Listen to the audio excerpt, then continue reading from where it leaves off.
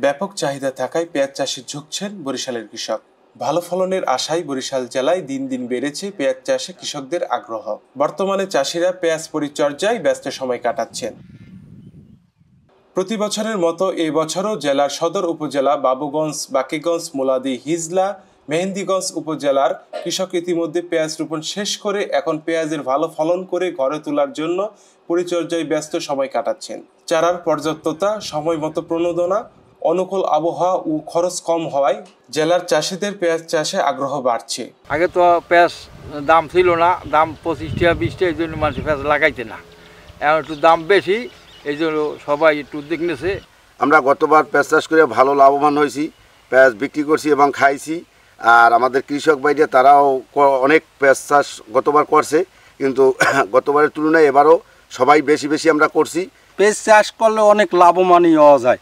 ধরেন শতাংশ ভিত্তি আমাদের যদি 1000 টাকা খরচ হয়, এখানে শতাংশে প্রায় 2000-3000 টাকা এটা আসে। ওই 1000 খরচ দিয়েও প্রায় 2000 টাকার মতন এই করা ফিরতি লাভ হয়। আগামীতে যদি আল্লাহ আমার বাঁচাই রাখে তাহলে আমি এক জ্যৈষ্ঠর মতো পেঁয়াজ লাগাম। বরিশাল কৃষি সম্প্রসারণ অধিদপ্তর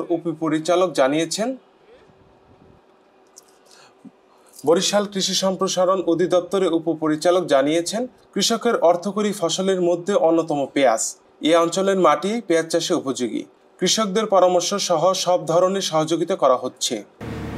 আমরা আসলে কৃষক পর্যায়ে এভাবে বলতে চাই যে তারা যেন নিজেদের প্রয়োজন মেটানোর জন্য নিজেদের জমিতে কিছু পরিমাণ জমিতে হলেও পেঁয়াজের আবাদ করে। যেহেতু মাঝে মাঝে আমরা দেখি যে বাজারে পেঁয়াজের দাম বেড়ে যায়, তখন কৃষক যেহেতু নিম্ন মধ্য আয়ের একজন ভোক্তা, তার জন্য পেঁয়াজটা কিনা দুষ্কর হয়ে যায়। এই জন্য আমরা এভাবে কৃষকদেরকে উদ্বুদ্ধ করতে চাই যে আপনার প্রয়োজনীয় পরিমাণ পেঁয়াজ এবং অন্যান্য মশলা জাতীয় ফসল আপনি নিজের অন্যান্য মাঠ ফসলের সাথেই কিছু পরিমাণ জমিতে আবাদ করেন।